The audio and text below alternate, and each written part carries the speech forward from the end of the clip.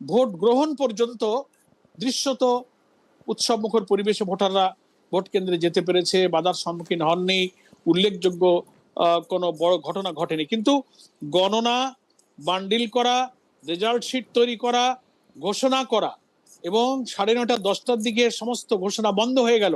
সারা দেশ থেকে ফলাফল 11 দলীয় জোটের নানান আসন থেকে বিজয়ের একেবারে খবর আসতে লাগলো এবং আমাদের কাছে নানানভাবে খবর আসছিল। হঠাৎ করে এই যে সম্প্রচারটা বন্ধ হয়ে গেল, এখানে একটা রহস্যের জন্ম দিয়েছে।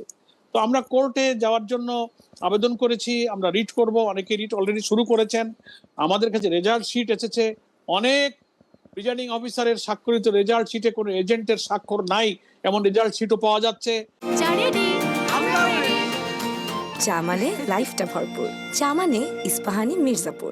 তারপরে গণনার সময় যেখানে আমাদের এজেন্টরা উপস্থিত ছিলেন, তারাও ওখানে যেসব এজেন্টরা খুব সিনসিয়ারলি দায়িত্ব পালন করে প্রতিবাদ করেছেন যে ব্যালটগুলো গুছিয়ে যখন বান্ডিল করা হয়, দেখা যাচ্ছে যে ভেতরে দাঁড়িপাল্লার ব্যালট 80-90টা দিয়ে উপরে 10টা ধানের শীষের বান্ডিল দিয়ে রাবার করে ফেলা হয়েছে, ওটা 100 বান্ডিল ফুলে ধানের শীষ ফুলে গণনা করা হয়েছে।